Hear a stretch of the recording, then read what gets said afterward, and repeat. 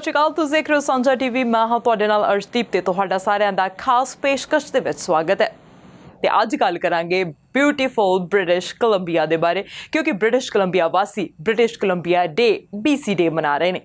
ਤੁਹਾਨੂੰ ਪਤਾ ਹੈ ਕਿ ਬ੍ਰਿਟਿਸ਼ ਕੋਲੰਬੀਆ ਦਿਵਸ ਹਰ ਸਾਲ ਅਗਸਤ ਦੇ ਪਹਿਲੇ ਸੋਮਵਾਰ ਨੂੰ ਮਨਾਇਆ ਜਾਂਦਾ ਹੈ ਤੇ ਇਹ ਦਿਨ ਇਸ ਖੇਤਰ ਦੇ ਸਮਾਜਿਕ, ਸੱਭਿਆਚਾਰਕ ਅਤੇ ਰਾਜਨੀਤਿਕ ਦ੍ਰਿਸ਼ ਨੂੰ ਰੂਪ ਦੇਣ ਵਿੱਚ ਅਜਿਹੇ ਲੋਕਾਂ ਦੇ ਯੋਗਦਾਨ ਨੂੰ ਮਾਨਤਾ ਦੇਣ ਦੇ ਲਈ ਹੈ।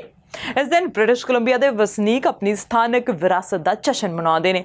ਇਸ ਦਿਨ ਰਾਜਨੇਤਾ, ਰਾਜਨੀਤਿਕ ਸ਼ਖਸੀਅਤਾਂ BC ਦੇ ਵਿੱਚ ਵਿਜ਼ਿਟ ਕਰਦੀਆਂ ਨੇ। BC ਵਿੱਚ ਪਰੇਡਸ ਹੁੰਦੀਆਂ ਨੇ, ਵੱਖ-ਵੱਖ ਇਵੈਂਟਸ ਹੁੰਦੇ ਨੇ, ਲੋਕਾਂ ਦੁਆਰਾ ਵੱਖ-ਵੱਖ ਤਰੀਕੇ ਦੇ ਨਾਲ ਜਸ਼ਨ ਮਨਾਏ ਜਾਂਦੇ ਨੇ। ਬ੍ਰਿਟਿਸ਼ ਕੋਲੰਬੀਆ ਧਰਤੀ ਦੀਆਂ ਸਭ ਤੋਂ ਖੂਬਸੂਰਤ ਥਾਵਾਂ ਵਿੱਚੋਂ ਇੱਕ ਹੈ ਤੇ ਪੂਰੇ ਸੂਬੇ ਵਿੱਚ ਸੈਂਕੜੇ ਦੇਖਣਯੋਗ ਅਤੇ ਆਕਰਸ਼ਣ ਦੇ ਸਥਾਨ ਹਨ। ਬ੍ਰਿਟਿਸ਼ ਕੋਲੰਬੀਆ ਕੈਨੇਡਾ ਦਾ ਇੱਕ ਪ੍ਰੋਵਿੰਸ ਹੈ ਜੋ ਕੈਨੇਡਾ ਦੇ ਪ੍ਰਸ਼ਾਂਤ ਮਹਾਸਾਗਰ ਦੇ ਨਾਲ ਲੱਗਦੇ ਪੱਛਮੀ ਤੱਟ ਉੱਤੇ ਹੈ। ਇਹ ਕੈਨੇਡਾ ਦਾ ਤੀਜਾ ਸਭ ਤੋਂ ਵੱਡਾ ਸੂਬਾ ਹੈ, ਜਿਸ ਦਾ ਖੇਤਰਫਲ 9,44,735 ਵਰਗ ਕਿਲੋਮੀਟਰ ਹੈ। 2006 ਦੀ ਜਨਗਣਨਾ ਦੇ ਅਨੁਸਾਰ ਇਸ ਸੂਬੇ ਦੀ ਕੁੱਲ ਜਨਸੰਖਿਆ 41,13,487 ਸੀ, ਪਰ ਹੁਣ BC ਦੀ ਆਬਾਦੀ 1 ਜਨਵਰੀ 2021 ਤੱਕ 51,53,039 ਹੋਣ ਦਾ ਅਨੁਮਾਨ ਹੈ। BC ਵਿੱਚ ਸਾਲ 2021 ਦੇ ਅੰਤ ਵਿੱਚ ਸਾਲਾਨਾ ਆਬਾਦੀ ਵਾਧਾ 0.4% ਸੀ ਤੇ ਇਸ ਪ੍ਰੋਵਿੰਸ ਦੀ ਰਾਜਧਾਨੀ ਵਿਕਟੋਰੀਆ ਅਤੇ ਰਾਜ ਦਾ ਸਭ ਤੋਂ ਵੱਡਾ ਨਗਰ ਵੈਨਕੂਵਰ ਤੇ ਇਸ ਨਗਰ ਵਿੱਚ ਬ੍ਰਿਟਿਸ਼ ਕੋਲੰਬੀਆ ਦੀ ਲਗਭਗ ਅੱਧੀ ਜਨਸੰਖਿਆ ਨਿਵਾਸ ਕਰਦੀ ਹੈ, ਜੋ ਕਿ ਲਗਭਗ 26,06,351 ਹੈ। ਤੇ ਹੋਰ ਵੱਡੇ ਨਗਰਾਂ ਦੇ ਵਿੱਚ Kelowna, Abbotsford, Kamloops, ਨਨਾਇਮੋ, Prince George ਆਦਿ ਸੂਬੇ ਨੇ। ਤੇ ਸੂਬੇ ਦੇ ਵੱਡੇ ਉਦਯੋਗ ਜੰਗਲਾਤ, ਸੈਰ, ਖੁਦਾਈ ਤੇ ਮੱਛੀ ਪਾਲਣ ਨੇ। ਇਹ ਸੂਬਾ 1871 ਵਿੱਚ ਕੈਨੇਡਾ ਦੇ ਵਿੱਚ ਜੁੜਿਆ ਸੀ ਤੇ ਇਸ ਪ੍ਰਾਂਤ ਦੀ ਸੀਮਾਂਕਨ ਨੂੰ ਲੈ ਕੇ ਕੈਨੇਡਾ ਅਤੇ ਸੰਯੁਕਤ ਰਾਜ ਅਮਰੀਕਾ ਵਿੱਚ ਕੁਝ ਅਸਹਿਮਤੀ ਸੀ। ਦੱਖਣ ਸੀਮਾ 49ਵੇਂ ਸਮਾਨਾਂਤਰ ਉੱਤੇ ਸਥਿਤ ਹੈ, ਜਿਵੇਂ ਓਰੇਗਨ ਸੰਧੀ ਵਿੱਚ ਮਨਜ਼ੂਰ ਕੀਤਾ ਗਿਆ ਸੀ ਜੋ 1846 ਵਿੱਚ ਹੋਈ ਸੀ। ਸਾਨ ਜੁਆਨ ਟਾਪੂਆਂ ਅਤੇ ਅਲਾਸਕਾ ਦੀ ਸੀਮਾ ਵੱਲੋਂ ਵੀ ਕੁਝ ਵਿਵਾਦ ਸਨ, ਉਹ ਸੁਲਝਾ ਲਏ ਗਏ। 2010 ਦੇ ਸਰਦ ਓਲੰਪਿਕ ਖੇਲ ਇਸ ਸੂਬੇ ਦੇ ਸਭ ਤੋਂ ਵੱਡੇ ਨਗਰ ਵੈਨਕੂਵਰ ਵਿੱਚ ਕੀਤੇ ਗਏ ਸਨ।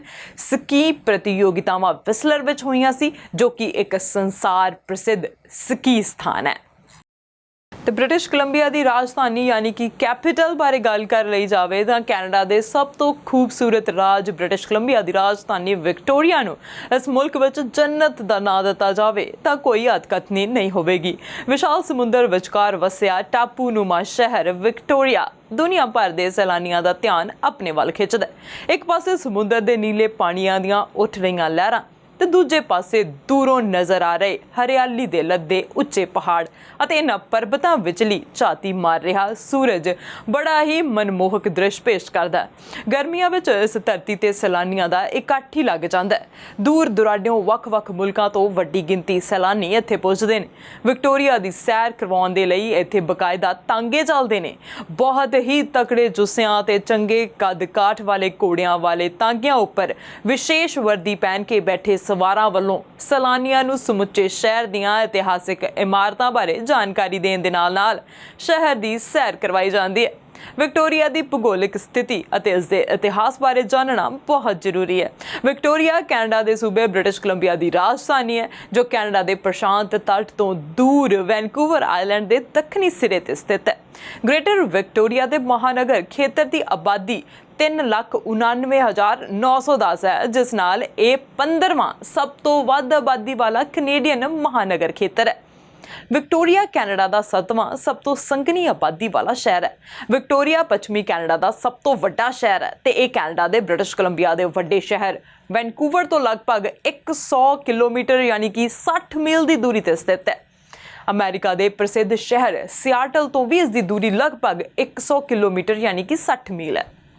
ਵੈਨਕੂਵਰ ਜਾਂ ਸਿਆਟਲ ਤੋਂ ਵਿਕਟੋਰੀਆ ਤੱਕ ਸਿਰਫ ਹਵਾਈ ਜਹਾਜ਼ ਜਾਂ ਫੇਰੀਜ਼ ਦੇ ਰਾਹੀਂ ਹੀ ਜਾਇਆ ਜਾ ਸਕਦਾ ਹੈ ਤੇ ਇਸ ਸ਼ਹਿਰ ਵਿੱਚ ਕਈ ਇਤਿਹਾਸਿਕ ਇਮਾਰਤਾਂ ਦੇਖਣਯੋਗ ਨੇ, ਜਿਨ੍ਹਾਂ ਵਿੱਚ ਬ੍ਰਿਟਿਸ਼ ਕੋਲੰਬੀਆ ਰਾਜ ਦਾ ਸੰਸਦ ਭਵਨ ਜੋ ਕਿ ਸਨ 1897 ਵਿੱਚ ਬਣਾਇਆ ਗਿਆ ਅਤੇ 1908 ਵਿੱਚ ਬਣਿਆ ਇੰਪ੍ਰੈਸ ਹੋਟਲ ਵੀ ਸ਼ਾਮਿਲ ਹੈ। ਸ਼ਹਿਰ ਦਾ ਚਾਈਨਾ ਟਾਊਨ ਵੀ ਸੈਲਾਨੀਆਂ ਦਾ ਧਿਆਨ ਖਿੱਚਦਾ ਹੈ। ਵਿਕਟੋਰੀਆ ਆਕਰਸ਼ਕ ਸ਼ਹਿਰ ਅਤੇ ਪ੍ਰਚਲਿਤ ਟੈਕਨੋਲੋਜੀ ਖੇਤਰ ਵਾਲਾ ਇੱਕ ਪ੍ਰਸਿੱਧ ਸੈਰ ਸਪਾਟਾ ਸਥਾਨ ਵੀ ਹੈ, ਜੋ ਇਸ ਦਾ ਸਭ ਤੋਂ ਵੱਡਾ ਮਾਲੀਆ ਪੈਦਾ ਕਰਨ ਵਾਲਾ ਨਿੱਜੀ ਉਦਯੋਗ ਬਣ ਗਿਆ। ਵਿਕਟੋਰੀਆ ਦੁਨੀਆ ਦੇ ਚੰਗਾ ਜੀਵਨ ਦੇਣ ਵਾਲੇ ਚੋਟੀ ਦੇ 20 ਸ਼ਹਿਰਾਂ ਵਿੱਚ ਸ਼ੁਮਾਰ ਹੈ। ਇਸ ਸ਼ਹਿਰ ਵਿੱਚ ਵੱਡੇ ਪੱਧਰ ਤੇ ਵਿਦੇਸ਼ੀ ਅਤੇ ਗੈਰ ਮੁਕਾਮੀ ਵਿਦਿਆਰਥੀ ਰਹਿ ਰਹੇ ਹਨ, ਜੋ Victoria University, Commerce College, Royal Roads University, Victoria College of Arts ਅਤੇ Canadian College of Performing Arts ਵਿੱਚ ਪੜ੍ਹਨ ਲਈ ਆਉਂਦੇ ਨੇ। ਇਹ ਸ਼ਹਿਰ ਵੱਡੀ ਗਿਣਤੀ ਕਿਸ਼ਤੀ ਚਾਲਕਾਂ ਅਤੇ ਆਪਣੀਆਂ ਸਮੁੰਦਰੀ ਬੀਚਜ਼ ਕਾਰਨ ਦੁਨੀਆ ਭਰ ਵਿੱਚ ਪ੍ਰਸਿੱਧ ਹੈ। ਇਸ ਦੇ ਨਾਲ ਹੀ ਆਪਣੇ ਕੰਮਾਂ ਕਾਰਾਂ ਤੋਂ ਵਿਹਲੇ ਹੋਏ ਜਾਂ ਸੇਵਾ ਮੁਕਤ ਹੋਏ ਲੋਕਾਂ ਲਈ ਖਿੱਚ ਦਾ ਕੇਂਦਰ ਹੈ, ਜੋ ਬਰਫ਼ ਤੋਂ ਮੁਕਤ ਕੁਦਰਤ ਦੀ ਸ਼ਾਂਤ ਵਾਤਾਵਰਣ ਦਾ ਆਨੰਦ ਲੈਣ ਲਈ ਇੱਥੇ ਪਹੁੰਚਦੇ ਨੇ। ਯੂਰਪੀਅਨ ਯਾਤਰੀਆਂ ਦੇ 1700 ਦੇ ਅਖੀਰ ਵਿੱਚ ਇੱਥੇ ਪਹੁੰਚਣ ਤੋਂ ਪਹਿਲਾਂ ਵਿਕਟੋਰੀਆ ਖੇਤਰ ਵਿੱਚ ਸੋਨਥੀਜ਼ ਸਮੇਤ ਸਮੁੰਦਰੀ ਤੱਟ ਦੇ ਲੋਕਾਂ ਦੇ ਕਈ ਸਮੂਹ ਵਸਦੇ ਨੇ। ਸਪੇਨੀਆਂ ਅਤੇ ਬ੍ਰਿਟਿਸ਼ਾਂ ਨੇ ਉੱਤਰ ਪੱਛਮ ਦੇ ਤੱਟ ਦੀ ਖੋਜ ਕੀਤੀ ਤੇ ਇਸ ਦੀ ਸ਼ੁਰੂਆਤ 1774 ਵਿੱਚ ਜੁਆਨ ਪੇਰਿਜ਼ ਨਾਂ ਦੇ ਵਿਅਕਤੀ ਅਤੇ 1778 ਵਿੱਚ ਜੇਮਸ ਕੁਕ ਦੀ ਫੇਰੀ ਦੇ ਨਾਲ ਹੋਈ ਸੀ। 1790, 1791 ਅਤੇ 1792 ਦੇ ਵਿੱਚ ਐਸਕੁਮਿਲਟ ਹਾਰਬਰ ਵਿਕਟੋਰੀਆ ਦੇ ਬਿਲਕੁਲ ਪੱਛਮ ਵਿੱਚ ਪਹੁੰਚਿਆ। ਇਹ ਸ਼ਹਿਰ ਕਿਸੇ ਵੇਲੇ ਬਰਤਾਨੀਆ ਦੇ ਕਬਜ਼ੇ ਵਿੱਚ ਰਿਹਾ। ਵਿਕਟੋਰੀਆ ਉੱਪਰ ਅਮਰੀਕਾ ਦੁਆਰਾ ਕਬਜ਼ਾ ਜਮਾ ਲੈਣ ਤੇ 1841 ਵਿੱਚ ਜਾਰਜ ਸਿੰਪਸਨ ਦੀ ਸਿਫਾਰਿਸ਼ ਤੇ ਜੇਮਸ ਡਗਲਸ ਨੂੰ ਵੈਨਕੂਵਰ ਆਈਲੈਂਡ ਦੇ ਦੱਖਣੀ ਸਿਰੇ ਤੇ ਇੱਕ ਵਪਾਰਕ ਚੌਂਕੀ ਸਥਾਪਿਤ ਕਰਨ ਦੀ ਜ਼ਿੰਮੇਵਾਰੀ ਦਿੱਤੀ ਗਈ ਸੀ। ਤੇ ਆਓ ਗੱਲ ਕਰੀਏ ਓਰੇਗਨ ਸੰਧੀ ਦੀ। ਇੰਗਲੈਂਡ ਅਤੇ ਅਮਰੀਕਾ ਵਿਚਕਾਰ ਓਰੇਗਨ ਦੇਸ਼ ਅਤੇ ਕੋਲੰਬੀਆ ਜ਼ਿਲ੍ਹੇ ਤੇ ਕਬਜ਼ੇ ਨੂੰ ਲੈ ਕੇ ਵਿਵਾਦ ਛਿੜਿਆ ਤੇ ਇਸ ਵਿੱਚ ਨਿਊ ਕੈਲੇਡੋਨੀਆ ਦਾ ਉੱਤਰੀ ਖਿੱਤਾ ਵੀ ਸ਼ਾਮਿਲ ਸੀ। ਇਸ ਖਿੱਤੇ ਉੱਪਰ ਬਰਤਾਨੀਆ ਤੇ ਅਮਰੀਕਾ ਦੋਹਾਂ ਨੇ ਹੀ 1818 ਵਿੱਚ ਕਬਜ਼ਾ ਕਰ ਲਿਆ। ਇਸ ਵਿਵਾਦ ਨੂੰ ਲੈ ਕੇ ਲੰਮਾ ਸਮਾਂ ਜੰਗ ਚੱਲਦੀ ਰਹੀ ਤੇ ਫਿਰ 15 ਜੂਨ 1846 ਨੂੰ ਅਮਰੀਕਾ ਦੇ ਵਾਸ਼ਿੰਗਟਨ ਡੀਸੀ ਵਿੱਚ ਅਮਰੀਕੀ ਰਾਸ਼ਟਰਪਤੀ ਜੇਮਸ ਕੇ ਪੋਲਕ ਦੀ ਪ੍ਰਧਾਨਗੀ ਹੇਠ ਇਸ ਖਿੱਤੇ ਦੇ ਵਿਵਾਦ ਨੂੰ ਸੁਲਝਾਉਣ ਲਈ ਹੋਈ ਸੰਧੀ ਨੂੰ ਓਰੇਗਨ ਸੰਧੀ ਦਾ ਨਾਂ ਦਿੱਤਾ ਗਿਆ।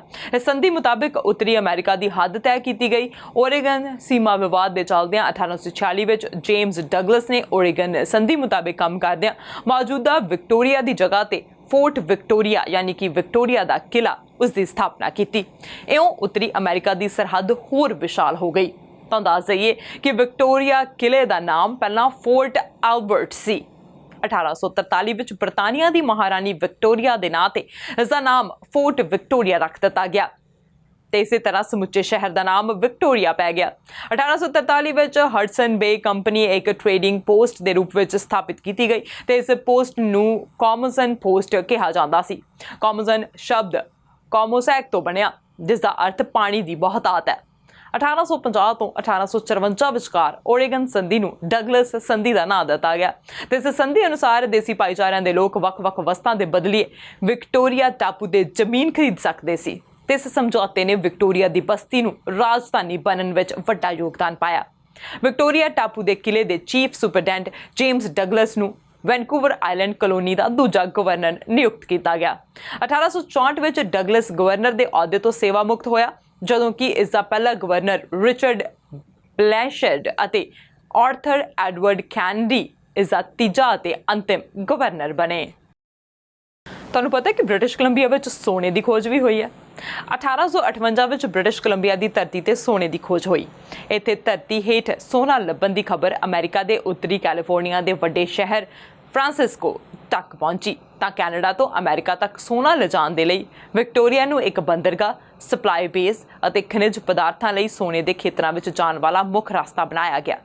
ਇਸ ਵਪਾਰਕ ਲਾਂਘੇ ਕਾਰਨ ਇਸ ਟਾਪੂ ਦੀ ਆਬਾਦੀ ਕੁਝ ਹੀ ਦਿਨਾਂ ਵਿੱਚ 300 ਤੋਂ ਵੱਧ ਕੇ 5000 ਤੱਕ ਜਾ ਪੁੱਜੀ। ਇਸ ਦੇ ਚੱਲਦਿਆਂ ਵਿਕਟੋਰੀਆ ਨੂੰ 1862 ਵਿੱਚ ਸ਼ਹਿਰ ਵਜੋਂ ਸਥਾਪਿਤ ਕੀਤਾ ਗਿਆ। 1865 ਵਿੱਚ ਇਸ ਨੂੰ ਰਾਇਲ ਨੇਵੀ ਦਾ ਹੈੱਡਕੁਆਰਟਰ ਬਣਾਇਆ ਗਿਆ। ਇਹ ਅੱਜ ਕੈਨੇਡਾ ਦੇ ਪ੍ਰਸ਼ਾਂਤ ਤੱਟ ਦਾ ਸਮੁੰਦਰੀ ਜਲ ਬੇਸ ਹੈ, ਭਾਵ ਵੱਡਾ ਜਲ ਸੈਨਿਕ ਟਿਕਾਣਾ। ਸੰਨ 1866 ਵਿੱਚ ਇਹ ਟਾਪੂ ਰਾਜਨੀਤਿਕ ਤੌਰ ਤੇ ਬ੍ਰਿਟਿਸ਼ ਕੋਲੰਬੀਆ ਦੇ ਨਾਲ ਜੁੜ ਗਿਆ ਤਾਂ ਇਸ ਨੂੰ ਨਿਊ ਵੈਸਟਮਿੰਸਟਰ ਦੀ ਥਾਂ ਨਵੀਂ ਸੰਯੁਕਤ ਕਲੋਨੀ ਦੀ ਰਾਜਧਾਨੀ ਬਣਾਇਆ ਗਿਆ। 1871 ਵਿੱਚ ਬ੍ਰਿਟਿਸ਼ ਕੋਲੰਬੀਆ ਕੈਨੇਡੀਅਨ ਸੰਘ ਵਿੱਚ ਸ਼ਾਮਿਲ ਹੋਇਆ ਤਾਂ ਵਿਕਟੋਰੀਆ ਨੂੰ ਇਸ ਦੀ ਸੂਬਾਈ ਰਾਜਧਾਨੀ ਬਣਾ ਦਿੱਤਾ ਗਿਆ।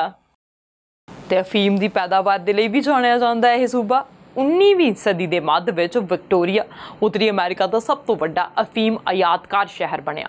ਪਹਿਲਾਂ ਹਾਂਗਕਾਂਗ ਤੋਂ ਅਫੀਮ ਮੰਗਵਾ ਕੇ ਉੱਤਰੀ ਅਮਰੀਕਾ ਵਿੱਚ ਵੇਚੀ ਜਾਂਦੀ ਸੀ। 1865 ਤੱਕ ਅਫੀਮ ਦਾ ਵਪਾਰ ਕਰਨਾ ਕਾਨੂੰਨੀ ਤੇ ਨਿਯਮਿਤ ਨਹੀਂ ਸੀ। ਫਿਰ ਸਰਕਾਰ ਨੇ ਲਾਇਸੈਂਸ ਜਾਰੀ ਕਰਨੇ ਸ਼ੁਰੂ ਕੀਤੇ ਤੇ ਇਸ ਦੇ ਆਯਾਤ ਤੇ ਟੈਕਸ ਲਗਾਉਣਾ ਸ਼ੁਰੂ ਕਰ ਦਿੱਤਾ। 1908 ਵਿੱਚ ਇਸ ਦੇ ਵਪਾਰ ਤੇ ਪਾਬੰਦੀ ਲਗਾ ਦਿੱਤੀ ਗਈ। 1886 ਵਿੱਚ ਕੈਨੇਡੀਅਨ ਪੈਸੀਫਿਕ ਰੇਲਵੇ ਟਰਮੀਨਲਜ਼ ਮੁਕੰਮਲ ਹੋਣ ਤੋਂ ਬਾਅਦ ਵਿਕਟੋਰੀਆ ਬ੍ਰਿਟਿਸ਼ ਕੋਲੰਬੀਆ ਸੂਬੇ ਵਿੱਚ ਵੈਨਕੂਵਰ ਤੋਂ ਬਾਅਦ ਇੱਕ ਵੱਡੇ ਵਪਾਰਕ ਕੇਂਦਰ ਵਜੋਂ ਤੇਜ਼ੀ ਨਾਲ ਉੱਭਰਿਆ। ਇਸ ਦੇ ਨਾਲ ਹੀ ਵਿਕਟੋਰੀਆ ਨੇ ਕੁਦਰਤੀ ਸੁਹੱਪਣ ਸਦਕਾ ਪੂਰੀ ਦੁਨੀਆ ਦੇ ਸੈਲਾਨੀਆਂ ਦਾ ਧਿਆਨ ਆਪਣੇ ਵੱਲ ਖਿੱਚਿਆ। ਵਿਦੇਸ਼ੀ ਸੈਲਾਨੀ ਕਿਪਲਿੰਗ ਦੇ ਯਤਨਾਂ ਦੇ ਨਾਲ 1904 ਵਿੱਚ ਵਿਸ਼ਵ ਪ੍ਰਸਿੱਧ ਬੁਚਰਡ ਗਾਰਡਨ ਦਾ ਉਦਘਾਟਨ ਕੀਤਾ ਗਿਆ। ਇਸ ਵਿਸ਼ਾਲ ਬਾਗ ਦੀ ਸੁੰਦਰਤਾ ਹਰ ਕਿਸੇ ਦਾ ਮਨ ਮੋਹ ਲੈਂਦੀ ਹੈ। ਇਸ ਤੋਂ ਬਾਅਦ 1908 ਵਿੱਚ ਪੈਸੀਫਿਕ ਰੇਲਵੇ ਵੱਲੋਂ ਇੰਪ੍ਰੈਸ ਹੋਟਲ ਦੀ ਉਸਾਰੀ ਕੀਤੀ ਗਈ ਤੇ ਇਸ ਹੋਟਲ ਨੂੰ ਮਹਾਰਾਣੀ ਦੀ ਰਿਹਾਇਸ਼ ਗਾਹ ਵਜੋਂ ਉਭਾਰਿਆ ਗਿਆ। ਇਹਨਾਂ ਦੋਹਾਂ ਪ੍ਰੋਜੈਕਟਸ ਦੇ ਕਾਰਨ ਵਿਕਟੋਰੀਆ ਦੁਨੀਆ ਭਰ ਦੇ ਸੈਲਾਨੀਆਂ ਲਈ ਵੱਡੀ ਖਿੱਚ ਦਾ ਕੇਂਦਰ ਬਣਿਆ। ਜਿਵੇਂ ਤੁਹਾਨੂੰ ਦੱਸਿਆ ਹੈ ਕਿ BC ਕੈਨੇਡਾ ਦਾ ਪੱਛਮੀ ਤੱਟ ਹੈ, ਕਿਉਂਕਿ ਇਹ ਆਪਣੇ ਪੱਛਮੀ ਕਿਨਾਰੇ ਤੇ ਪ੍ਰਸ਼ਾਂਤ ਮਹਾਸਾਗਰ ਦੀ ਸਰਹੱਦ ਹੈ। ਬ੍ਰਿਟਿਸ਼ ਕੋਲੰਬੀਆ ਦੇ ਬਹੁਤ ਸਾਰੇ ਪਹਾੜੀ ਰੇਂਜ ਜਿਵੇਂ ਕਿ ਰੌਕੀਜ਼, ਸੈਲਕਿਰਕਸ ਅਤੇ ਪੁਰਕੈਲਸ ਬ੍ਰਿਟਿਸ਼ ਕੋਲੰਬੀਆ ਦੀ ਰਾਜਧਾਨੀ ਵਿਕਟੋਰੀਆ ਤੇ ਵੈਨਕੂਵਰ ਦਾ ਘਰ ਵੀ ਹੈ। ਇੱਕ ਵਿਸ਼ਵ ਪੱਧਰ ਦਾ ਸ਼ਹਿਰ ਹੈ ਜਿਸ ਨੂੰ 2010 ਦੇ ਵਿੰਟਰ ਓਲੰਪਿਕਸ ਦੇ ਸਮੇਤ ਬਹੁਤ ਸਾਰੇ ਆਕਰਸ਼ਣਾਂ ਦੇ ਲਈ ਜਾਣਿਆ ਜਾਂਦਾ ਹੈ। ਬਾਕੀ ਕੈਨੇਡਾ ਦੇ ਉਲਟ ਬ੍ਰਿਟਿਸ਼ ਕੋਲੰਬੀਆ ਦੇ ਫਰਸਟ ਨੇਸ਼ਨਸ ਜਿਹੜੇ ਮੂਲ ਰੂਪ ਵਿੱਚ ਇਹਨਾਂ ਜ਼ਮੀਨਾਂ ਵਿੱਚ ਰਹਿ ਰਹੇ ਸਨ, ਸਭ ਤੋਂ ਵੱਧ ਭਾਗਾਂ ਲਈ ਕੈਨੇਡਾ ਦੇ ਨਾਲ ਖੇਤਰੀ ਸਮਝੌਤਿਆਂ ਤੇ ਕਦੇ ਵੀ ਦਸਤਖਤ ਨਹੀਂ ਕੀਤੇ ਗਏ ਹਨ। ਇਸੇ ਤਰ੍ਹਾਂ ਜ਼ਿਆਦਾਤਰ ਸੂਬੇ ਦੀ ਜ਼ਮੀਨ ਦੀ ਸਰਕਾਰੀ ਮਲਕੀਅਤ ਵਿਵਾਦਤ ਹੈ। ਤੇ ਬ੍ਰਿਟਿਸ਼ ਕੋਲੰਬੀਆ ਆਪਣੇ ਸਥਾਨਕ ਭੋਜਨ ਦੇ ਲਈ ਵੀ ਪ੍ਰਸਿੱਧ ਹੈ। ਬ੍ਰਿਟਿਸ਼ ਕੋਲੰਬੀਆ ਵਿੱਚ ਕਿਸਾਨਾਂ ਦੇ ਮਾਰਕੀਟ, ਮੌਸਮੀ ਉਤਪਾਦ ਤੇ ਹੋਰ ਲੋਕਲ ਫੂਡਸ ਮਸ਼ਹੂਰ ਹਨ। ਬ੍ਰਿਟਿਸ਼ ਕੋਲੰਬੀਆ ਸਮਕਾਲੀ ਲੋਕਲ ਖਾਣੇ ਦਾ ਜਨਮ ਸਥਾਨ ਹੋਣ ਦਾ ਦਾਅਵਾ ਕਰਦਾ ਹੈ। ਸੂਬਾ ਹਰ ਕਿਸਮ ਦੇ ਸ਼ਾਨਦਾਰ ਖਾਣੇ ਦਾ ਘਰ ਹੈ। ਸੈਲਮਨ ਅਤੇ ਸੀਅਰਸ ਤੋਂ ਜੰਗਲੀ ਮਸ਼ਰੂਮ ਤੇ ਵਾਈਨ ਤੱਕ ਬ੍ਰਿਟਿਸ਼ ਕੋਲੰਬੀਆ ਦੇ ਮੌਸਮੀ ਫਲ ਅਤੇ ਸਬਜ਼ੀਆਂ ਨੂੰ ਦੂਰ ਦੁਰਾਡੇ ਲੋਕ ਪਸੰਦ ਕਰਦੇ ਨੇ। ਬ੍ਰਿਟਿਸ਼ ਕੋਲੰਬੀਆ ਆਪਣੀ ਸ਼ਾਨਦਾਰ ਵਾਈਟ ਵਾਈਨ ਦੇ ਲਈ ਬਹੁਤ ਮਸ਼ਹੂਰ ਹੈ, ਜਿਨ੍ਹਾਂ ਵਿੱਚ ਜ਼ਿਆਦਾਤਰ ਓਕਾਨਾਗਨ ਵੈਲੀ ਤੋਂ ਹਨ, ਜੋ ਕਿ ਇਹ ਕਿਹਾ ਜਾਂਦਾ ਹੈ ਕਿ ਇਹ ਵੀ ਕੁਝ ਬਹੁਤ ਵਧੀਆ ਉਤਪਾਦਾਂ ਦਾ ਘਰ ਮੰਨਿਆ ਜਾਂਦਾ ਹੈ। ਤੇ ਬ੍ਰਿਟਿਸ਼ ਕੋਲੰਬੀਆ ਦੇ ਵਿੱਚ ਕਈ ਮਸ਼ਹੂਰ ਯੂਨੀਵਰਸਿਟੀਜ਼ ਵੀ ਨੇ। BC ਵਿੱਚ ਵਿੱਦਿਆ ਦੇ ਲਈ ਬਹੁਤ ਸਾਰੇ ਕਾਲਜ ਤੇ ਯੂਨੀਵਰਸਿਟੀਜ਼ ਮਸ਼ਹੂਰ ਹਨ, ਪਰ ਪਹਿਲੀ ਪਸੰਦ UBC ਹੈ। ਉੱਤਰੀ ਬ੍ਰਿਟਿਸ਼ ਕੋਲੰਬੀਆ ਦੀ ਯੂਨੀਵਰਸਿਟੀ ਸਾਲ 1990 ਵਿੱਚ ਸਥਾਪਿਤ UBC ਦੇ ਨਾਮ ਨਾਲ ਪ੍ਰਸਿੱਧ ਕੈਨੇਡਾ ਵਿੱਚ ਰਹਿਣ ਵਾਲੀਆਂ ਯੂਨੀਵਰਸਿਟੀ ਦੀ ਸਭ ਤੋਂ ਸਫਲ ਤੇ ਘੱਟ ਕੀਮਤ ਵਿੱਚੋਂ ਇੱਕ ਹੈ। ਇਹ ਖੋਜ, ਸੱਭਿਆਚਾਰਕ, ਵਿਗਿਆਨਕ, ਆਰਥਿਕ ਅਤੇ ਵਾਤਾਵਰਣ ਸੰਬੰਧੀ ਅਧਿਐਨਾਂ ਦੇ ਵਿੱਚ ਆਪਣੀ ਤਾਕਤ ਦੇ ਲਈ ਮਸ਼ਹੂਰ ਹੈ। ਇਹ ਅੰਡਰ ਗ੍ਰੈਜੂਏਟਸ ਅਤੇ ਪੋਸਟ ਗ੍ਰੈਜੂਏਟਸ ਦੇ ਨਾਲ ਡਿਪਲੋਮਾ, ਸਰਟੀਫਿਕੇਟ, ਡਾਕਟੋਰਲ ਪ੍ਰੋਗਰਾਮ ਪੇਸ਼ ਕਰਦੀ ਹੈ। ਉੱਤਰੀ ਬ੍ਰਿਟਿਸ਼ ਕੋਲੰਬੀਆ ਯੂਨੀਵਰਸਿਟੀ ਵਿੱਚ ਪੜ੍ਹਨ ਦੀ ਚੋਣ ਤੁਹਾਡੇ ਭਵਿੱਖ ਲਈ ਇੱਕ ਨਿਵੇਸ਼ ਵਾਂਗ ਹੈ। UBC ਜੀਵਨ ਦੀ ਕੀਮਤ ਨੂੰ ਸਬਸਿਡੀ ਦੇਣ ਦੇ ਲਈ ਕਈ ਅਵਾਰਡਸ ਅਤੇ ਵਿੱਤੀ ਸਹਾਇਤਾ ਪ੍ਰਦਾਨ ਕਰਦੇ ਹੈ। ਅਵਾਰਡ ਅਤੇ ਵਿੱਤੀ ਇਕਾਈ ਬੇਮਿਸਾਲ ਜਾਣਕਾਰੀ ਦੀ ਪੇਸ਼ਕਸ਼ ਦੇ ਨਾਲ ਯੂਨੀਵਰਸਿਟੀ ਤੋਂ ਸਰਕਾਰੀ ਵਿੱਤੀ ਸਹਾਇਤਾ ਉਪਲਬਧ, ਸਕਾਲਰਸ਼ਿਪਸ ਅਤੇ ਖਰੀਦਦਾਰਾਂ ਨੂੰ ਸਲਾਹ ਦਿੰਦੀ ਹੈ। ਨਾਰਦਰਨ ਬ੍ਰਿਟਿਸ਼ ਕੋਲੰਬੀਆ ਦੀ ਯੂਨੀਵਰਸਿਟੀ ਕੰਮ ਤੇ ਆਪਣੇ ਵਿਹਾਰ ਪ੍ਰਤੀ ਦੂਜਿਆਂ ਪ੍ਰਤੀ ਚੇਤਨਾ ਰੱਖਣ ਵਾਲੇ ਹਰੇਕ ਨਾਲ ਦਿਆਲਤਾ ਦਿਖਾਉਣ ਵਿੱਚ ਵਿਸ਼ਵਾਸ ਰੱਖਦੀ ਹੈ। UBC ਵਿੱਚ ਪੜ੍ਹਨ ਦੇ ਲਈ ਵਿਦਿਆਰਥੀ ਕੈਨੇਡਾ ਦੇ ਕੋਨੇ-ਕੋਨੇ ਵਿੱਚੋਂ, ਜਾਂ ਕਹਿ ਸਕਦੇ ਹਾਂ ਕਿ ਦੁਨੀਆ ਦੇ ਕੋਨੇ-ਕੋਨੇ ਦੇ ਵਿੱਚੋਂ ਆਉਂਦੇ ਨੇ। ਸੋ ਇੰਨੀਆਂ ਸਾਰੀਆਂ ਖੂਬੀਆਂ ਦੇ ਲਈ ਹੀ ਬ੍ਰਿਟਿਸ਼ ਕੋਲੰਬੀਆ ਨੂੰ ਬਿਊਟੀਫੁਲ ਬ੍ਰਿਟਿਸ਼ ਕੋਲੰਬੀਆ ਕਿਹਾ ਜਾਂਦਾ ਹੈ। ਨਾਲ ਹੀ ਮੌਸਮ ਵਧੀਆ ਹੋਣ ਕਰਕੇ ਲੋਕ ਇੱਥੇ ਆਉਣਾ ਤੇ ਰਹਿਣਾ ਪਸੰਦ ਕਰਦੇ ਨੇ। ਤੇ ਹੁਣ ਇਸ ਸੂਬੇ ਦੇ ਵਾਸੀ BC ਦਾ ਦਿਨ, BC ਡੇ ਮਨਾ ਰਹੇ ਹਨ। ਸੀ ਟੂ ਸਕਾਈ ਨੂੰ ਐਕਸਪਲੋਰ ਕਰਨਾ ਤਾਂ BC ਦੀ ਕਿਤੇ ਵੀ ਰੀਸ ਨਹੀਂ। ਕੁਦਰਤੀ ਸੁੰਦਰਤਾ, waterfall, island, mountain, wild campus, hiking, wineries, ਹੋਰ ਵੀ ਬਹੁਤ ਕੁਝ, ਜਿਸ ਕਾਰਨ ਇਸ ਨੂੰ ਜੰਨਤ ਤੋਂ ਘੱਟ ਨਹੀਂ ਕਿਹਾ ਜਾ ਸਕਦਾ। ਬਾਕੀ ਜੇਕਰ ਇੱਥੇ ਰਹਿੰਦੇ ਲੋਕਾਂ ਨੂੰ ਦੇਖਿਆ ਜਾਵੇ ਤਾਂ ਬਾਕੀ ਕੈਨੇਡਾ ਵਾਂਗ ਇੱਥੇ ਵੀ ਫਰੈਂਡਲੀ ਤੇ ਲੋਕ ਵੈਲਕਮਿੰਗ ਹਨ। ਪਿਆਰ ਤੇ ਸਤਿਕਾਰ ਤੇ ਘੁਲਣ ਮਿਲਣ ਦੀ ਭਾਵਨਾ ਇੱਥੇ ਦੇ ਵਿਭਿੰਨ ਭਾਈਚਾਰੇ ਨੂੰ ਇੱਕ ਕਰਦੀ ਹੈ। ਤੇ BC ਵਿੱਚ ਆਉਣ ਵਾਲੇ, ਇੱਥੇ ਰਹਿਣ ਵਾਲੇ ਹਰ ਇੱਕ ਨੂੰ happy BC day. Enjoy beautiful British Columbia.